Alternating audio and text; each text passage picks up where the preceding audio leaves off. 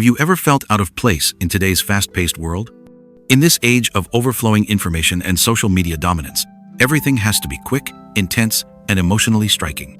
What spreads the fastest isn't usually the truth, it's whatever shocks us, makes us laugh, rage, or cry in just seconds. Virality has become the measure of value, not depth or authenticity. In such an environment, deep thoughts, philosophical questions, and the pursuit of truth often fade into silence. Not because they lack value, but because they require the listener to pause, reflect, and confront themselves, something most people avoid as they stay busy running away from loneliness, emptiness, and uncomfortable truths. Deep thinkers feel increasingly alienated, not because they're wrong, but because they refuse to play by the crowd's rules. They don't seek fame or approval. What they seek is truth, even if that truth is painful, lonely, or misunderstood. As Arthur Schopenhauer once said, most people live according to the will to live, the drive to survive, to enjoy, to seek comfort and safety, and to steer clear of anything that might force them to face life's absurdity, its brevity, or the fragility of their own identity. Deep thinkers are not like the crowd. While most people are driven by the will to live, seeking safety, comfort, and familiar routines, they are compelled by something else, the will to seek truth. They are never satisfied with easy answers, never content with a life built on habit, and never willing to settle for illusions. Their hearts yearn for purity, for a vision unclouded by prejudice, for an understanding that rises above instinct and emotion. And because of that, they often find themselves set apart. As Schopenhauer noted, truth, especially deep truth, is not always meant to be shared. In a world that only wants comforting words, uncomfortable truths are ignored, distorted, or even mocked. That is why the wise must be cautious. Not every place is fit for truth. Not everyone is worthy of hearing it. And truth is not always received with gratitude. Instead of trying to reform the masses, deep thinkers should learn to love solitude. In solitude, they find the space to listen to their own minds, to reflect, and to take joy in the journey of intellectual discovery. They should also seek out kindred spirits, not many, but enough to share a glance, an unspoken understanding, a conversation that needs no lengthy explanation.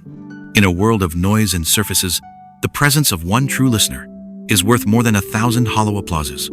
To walk wisely through the world is to resist the pull of false currents, to stay true to yourself without chasing recognition, and to change the world, not through haste, but through mindful presence.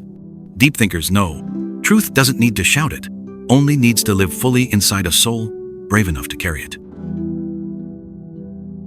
The modern world may make them feel left behind, but they are not on the wrong path. They are simply walking a different road, one without applause, without spotlights, but illuminated from within. It is the road of those who see deeper, feel more, and live more authentically. Not everyone will understand them, but that doesn't matter. As one sage once said, if you go far enough within yourself, you will reach the point where all human beings meet. In that stillness beyond all noise, the deep thinker will no longer feel alone. History shows us, great minds are often honored only when they no longer pose a threat. Take Nikola Tesla, branded eccentric, dreaming of limitless free energy for all. He was mocked, marginalized, and died alone in a dim hotel room, surrounded by scattered manuscripts. Yet his legacy, in the end, reshaped the world. Tesla, his experiments left unfinished, died alone, forgotten. And yet today, as cities glow in countless colors and humanity has walked on the moon, his name is etched into museums, and he is hailed as the father of the electric age, only after the fear of power and short-term interests had faded. Much like Alan Turing, the man who broke the Enigma code and helped shape the outcome of World War II. Instead of being celebrated as a hero, he was condemned as a criminal for a love the society of his time could not accept.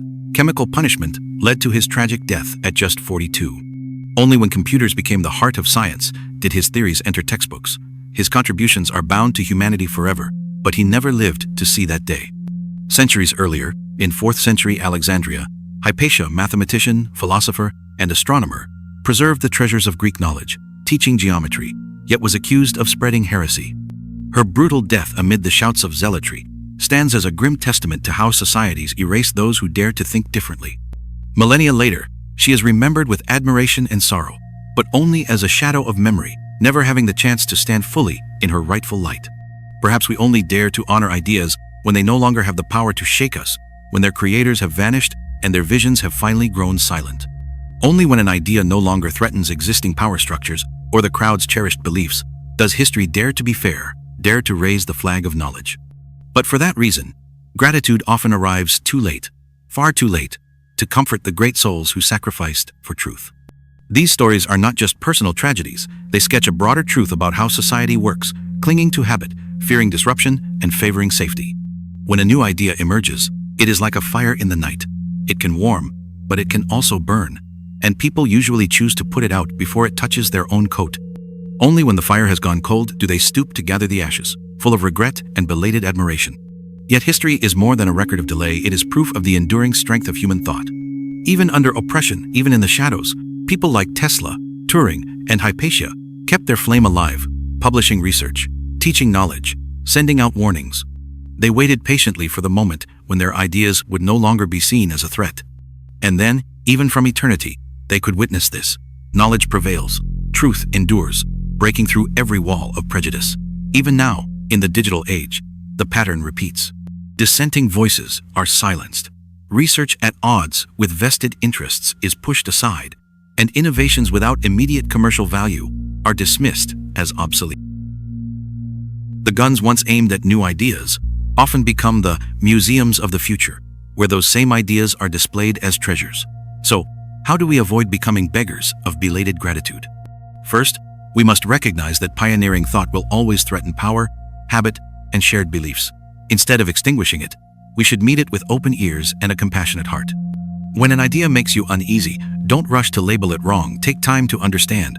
When someone dares to go against the current, don't reject them, listen. Second, we must build a culture that respects knowledge now, not later. Even if an invention brings no immediate benefit, it still deserves research, discussion, and experimentation. Give those who think differently the chance to refine their vision, rather than pushing them into the shadows. Finally, each of us can be a keeper of the light for ideas. When you encounter new research or a fresh theory, don't just skim, pause, reflect, and share it. When you hear the story of a pioneer, explore their journey, failures, and sacrifices. In doing so, we help history move forward, ensuring that intellectual heroes need not wait until they're gone to be honored. History is waiting for us to write the next chapter, not with belated regret, but with respect in the present moment. And when that happens, the flow of knowledge will no longer have to wait for the past to be celebrated. If we look back through history, society has always been wary, sometimes even hostile towards those who dare to think deeply. Not because they are wrong, and not because they pose a danger in the usual sense, but because they carry a light so bright it exposes the dark corners we would rather avoid. Socrates was condemned for corrupting the youth of Athens simply because he asked questions. Galileo was branded a heretic for declaring that the earth revolved around the Sunday. Tesla was dismissed as eccentric, left to die in obscurity, even though his inventions shaped the modern world. These people harmed no one. They simply saw further, thought deeper, and faced truths most refused to acknowledge. Deep thinking is not just analytical skill or broad knowledge, it is a way of life, a commitment to never compromise with falsehood, and the courage to see reality without a filter. But clarity comes with a price. Isolation, misunderstanding, the label of being dangerous or different, because intelligence challenges the ego. Physical strength may spark admiration or envy, but rarely deep fear. Wealth may invite comparisons or desire, but it doesn't necessarily strike at the core of one's identity. Intellect is different. A deep thinker, through a question, an argument, or even silence, can unsettle the person in front of them, forcing them to question themselves. They don't just speak uncomfortable truths. They make us confront things we never dared to think about. Their presence is like a flawless mirror, reflecting the laziness in our thinking, the complacency in our knowledge, and the illusions we cling to for a sense of safety. But when the ego feels threatened, we tend to resist rather than listen. Neuroscience offers an explanation. When someone presents a different perspective, especially one that shakes the foundation of what we believe, the amygdala in our brain fires up. It's the fear processing center buried deep within our primal mind.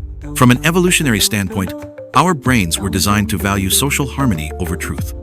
And so, deep thinkers unintentionally become a threat to collective stability. They are often labeled as troublemakers, simply for asking, why is it like this? Are we certain? Could there be something we're missing? In a primitive environment, too many questions could disrupt unity and slow decision-making, sometimes risking the survival of the whole group. Over time, humans learned to be wary of those who step outside the shared mental framework. Psychology tells the same story. Cognitive biases, like the Dunning-Kruger effect, the less competent think they're more capable, the status quo bias, a preference for the familiar, and the backfire effect, pushing back harder on opposing views, all feed into our tendency to reject complex ideas. The deeper a person thinks, the more likely they are to be misunderstood, not because they're hard to grasp, but because the world isn't ready to understand them. They're seen as dangerous simply because they refuse to echo what the crowd believes. But without such minds, humanity would still think the Earth is the center of the universe, slavery would still be accepted, and electricity, the internet, or AI would remain wild dreams laughed at. Every great leap forward begins with discomfort with someone who dares to ask, to stand alone, to hold on to what the crowd cannot yet see.